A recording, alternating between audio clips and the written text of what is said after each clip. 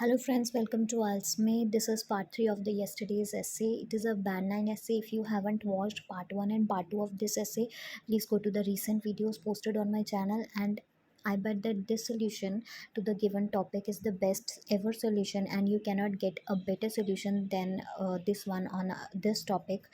And if you want to write essays like this, please WhatsApp on the given number, and also please comment if you are keen on watching further parts of this essay. Thank you. In the BP1 also I have given you a structure, एक line that you can use in every essay of both the views, सब में use कर सकते हैं. On the one hand there is a growing consensus that, मतलब एक बढ़ता हुआ एग्रीमेंट है कि इस चीज़ को लेकर एक बढ़ता हुआ एग्रीमेंट है. there is a growing consensus that courses designed by the government lead the duties to a more propitious future. अब मैंने यहाँ पर क्या किया है, बिल्कुल इनोवेट कर दी, मैंने लाइन बिल्कुल चेंज कर दी. मैं उसने कहा था क्वेश्चन में कि बेटर जो है होगा कि अगर गवर्नमेंट जो है वो सब्जेक्ट को सिलेक्ट करे, लेकिन मैंने यहाँ कह दिया कोर्स डिज़ाइन करे. एक ही बात हो गई, चेंज हो गया थोड़ा सा साथ में, courses design by the government. अब मैंने यहाँ एक नया आइडिया ले आई. तो ये तरीका, ये जो वे है, आप तभी यूज़ कर सकते हो कि जब फर्स्ट ही लाइन में आपने आइडिया दे दिया. ये आप तभी यूज़ कर सकते हो जब आपका वही आइडिया पूरे पैराग्राफ में चलेगा. आई रिपीट, अगर आपने बीच में आइडिया चेंज कर दिया, सेकेंडली करके पैराग्राफ में दूसरा आइडिया भी दे दिया, तो वो गलत हो जाएगा. क्योंकि अगर आपने दो आइडियाज़ देने हैं तो फिर आप स्टार्टिंग लाइन जो टॉपिक सेंटेंस है वो रखोगे कि it will help in many ways, it has many advantages, many करके दोगे तब फर्स्टली सेकेंडली करके दो आइडियाज़ डाल सकते हो. टॉपिक सेंटेंस अगर वैसे होता है कि मैनी. लेकिन अगर आपने टॉपिक सेंटेंस में ही अपना आइडिया डाल दिया तो इट मीन्स आप पूरे आइडिया को एलैबोरेट करोगे उस पैराग्राफ में. तो ये होती है गलती जो हम करते हैं, जिसके बैंड्स हमें पता ही नहीं चलता क्यों डिडक्ट हुए. तो on the one hand there is a growing consensus that, कि एक बढ़ता हुआ एग्रीमेंट है कि, अब ये ग्रोइंग कंसेंसस किसके लिए लिखा है, ये सम पीपल थिंक को ही रिप्लेस करा है. सम पीपल थिंक की जगह लिखा है कि courses by design by the government. अब मैंने यहाँ फर्स्ट आइडिया दे दिया कि इससे ट्यूटीज़ का, यानी स्टूडेंट ट्यूटीज़ क्या होते हैं, स्टूडेंट्स, उनका फ्यूचर अच्छा होगा. प्रोपिशियस मतलब बेनिफिशियल, प्रोपिशियत मतलब बेनिफिशियल, जो उनके फ्यूचर के लिए बेनिफिशियल है. पहले हमने बेनिफिशियल के लिए वर्ड यूज़ किया था सैल्यूटरी, वीडियो में आप देख सकते हैं. और अब हमने यूज़ किया प्रोपिशियस. अब हमने दिस इज़ बिकॉज करके इसी आइडिया को इलैबोरेट किया. अब इस चीज़ को क्या कहते हैं, जब मैंने इफ़ेक्ट पहले बता दिया और कॉज बाद में, तो एक ये स्ट्रक्चर हो जाता है. दूसरा एक कॉज एंड इफेक्ट वाला स्ट्रक्चर होता है, और एक ये इफेक्ट एंड कॉज वाला स्ट्रक्चर भी होता है जब मैंने यहाँ दिस इज बिकॉज करके रिलेट करा. अब ये जो दिस इज बिकॉज है ना, ये इतना इंपॉर्टेंट है क्योंकि ये कोहेरेंट है, बना रहा है, मीन्स दो लाइन्स को कनेक्ट कर रहा है. तो ये भी एक तरह का कनेक्टर होता है. ये मोर ओवर, सेकेंडली, थर्डली हम इन्हें कनेक्टर समझ लेते हैं, लेकिन ये तो दो अलग अलग आइडियाज़ को, नए आइडिया को इंट्रोड्यूस करने के लिए यूज़ करते हैं ना हम. लेकिन ये दिस इज बिकॉज उसी आइडिया को इलैबोरेट कर रहा है, तो ये ज़्यादा इंपॉर्टेंट कनेक्टर हो गया. दिस इज बिकॉज, या टू बी मोर प्रिसाइज कह सकते हैं कि और क्लियर होने के लिए, उसी लाइन को और क्लियर बनाने के लिए, to be more precise means clear. फिर उसी लाइन को और क्लियर किया. अब इसमें क्या किया, रीज़न दिया. द गवर्नमेंट, क्योंकि गवर्नमेंट, अब वो फ्यूचर के लिए अच्छा क्यों है, अब मैंने क्या रीज़न दिया कि गवर्नमेंट सब्जेक्ट डिसाइड करेगी तो उसको जॉब मार्केट के बारे में पता है, वो वही सब्जेक्ट देगी जिसमें जॉब अपॉर्चुनिटीज़ होती हैं. तो उसको कैसे लिखा, this is because the government. अब इसको लिखा कैसे है, गवर्नमेंट इज़, एक होता है ना कि government is aware about the market conditions, उसको लाइन को कैसे लिखा है, government being more convergent with the market conditions. Being किसके लिए लिखा है, होते हुए के लिए. तो होते हुए के लिए हम बीइंग ले सकते हैं कि ऐसा होते हुए, government being more convergent means, convergent होता है अवेयर, जिसको कन्वर्जेंट भी नहीं पता तो कन्वर्जेंट होता है अवेयर. तो government being more aware with the market conditions, उसके लिए ले लिया कन्वर्जन, कि ज़्यादा अवेयर होते हुए.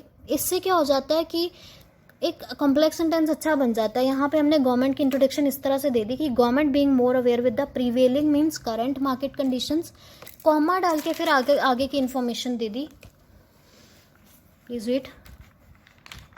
वुड रिकमेंड, तो मैंने यहाँ पर दे दिया वुड रिकमेंड, यानी गवर्नमेंट वुड रिकमेंड, डायरेक्ट नहीं बताया। मैंने कहा कि गवर्नमेंट, उसी में और इन्फॉर्मेशन ऐड की, पहले गवर्नमेंट के बारे में उसकी क्वालिटी बताई कि government be conversion with the market conditions, would recommend only those topics, only the topics that can offer better employment opportunities, जो बेटर एम्प्लॉयमेंट अपॉर्चुनिटीज़ दे सकती है उन्हीं टॉपिक्स को गवर्नमेंट रिकमेंड करेगी to the pupils, pupils means again students, when they head towards the job market। अब उसी के साथ मैंने कह दिया स्टूडेंट्स को वही सब्जेक्ट देगी स्टूडेंट्स को जब वो जॉब मार्केट की तरफ जाएंगे। तो सॉरी यहाँ पर लिखा है वुड रिकमेंड वही सब्जेक्ट जो बेटर अपॉर्चुनिटीज़ देंगे स्टूडेंट्स को। बेटर अपॉर्चुनिटीज़ कब देंगे वो भी साथ ही में ले लिया, when they head towards the job market. तो I repeat, government being well conversion with the prevailing market conditions would recommend only those topics that can offer better employment opportunities to the peoples when they head towards the job market. अब यहाँ पर complex sentence ये क्यों है अच्छा ज़्यादा bands वाला, क्योंकि ये बहुत सारी इन्फॉर्मेशन कैरी कर रहा है और इसमें कोई मिस्टेक भी नहीं है।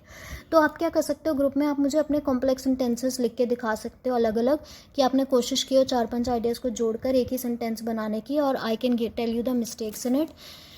More over this could be win win situation. अब यहाँ मैंने मोर ओवर तो यूज़ किया है, लेकिन आप ये नहीं कह सकते कि मैंने सेकेंड आइडिया यूज़ किया है।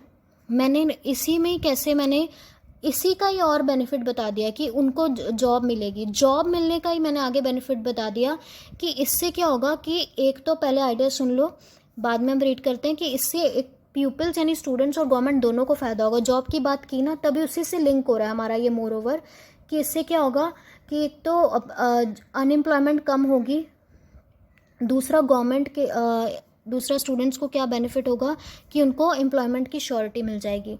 तो दो बेनिफिट्स हो जाएंगे। तो यहाँ पर मैंने क्या लिखा है, this could be a win win situation for both the parties. ये एक अच्छा फ्रेज है कि गवर्नमेंट और स्टूडेंट दोनों के लिए अच्छा होगा कि गवर्नमेंट अपनी कंट्री में अनएम्प्लॉयमेंट कम कर देगी, स्टूडेंट्स को एम्प्लॉयमेंट मिल जाएगी।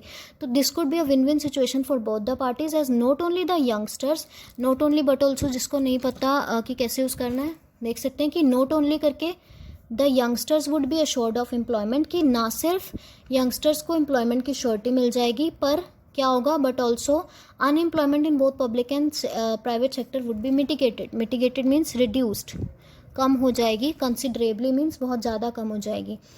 कंट्रास्टिंगली, अब जैसे हमें अब और कुछ नहीं मिल रहा, बोथ व्यूज़ वाले क्वेश्चंस में एक फ़ायदा होता है कि अगर और कुछ नहीं मिल रहा तो हम दूसरे व्यू की बुराई करना शुरू कर देते हैं। लेकिन मैंने उसी आइडिया को लेकर कहा है, मैंने सिर्फ वो एम्प्लॉयमेंट वाला जो फ्यूचर वाला जो मैंने पॉइंट पकड़ा था उसको छोड़ा नहीं है। आप देखो एक ही आइडिया है, आप ये नहीं कह सकते दो आइडियाज़ यूज़ किए हैं। Contrastingly if students are rendered this right to choose, rendered means given. अगर कंट्रास्टिंगली का क्या मतलब होता है कि इसके ऑपोजिट में मैंने दूसरे व्यू की बुराई की है कि students are rendered this right to choose, they are more likely to get, कि अगर बच्चों को कह दो कि आप चूज़ करो तो वो उन्हीं को चूज़ करेंगे जिसमें वो इंटरेस्टेड हैं और अपने जॉब प्रोस्पेक्ट्स का ध्यान में देंगे ही नहीं। तो जॉब वाला आ गया इसमें भी रीज़न कि students are given right to choose, they are more likely to get lured towards the subject they find interesting.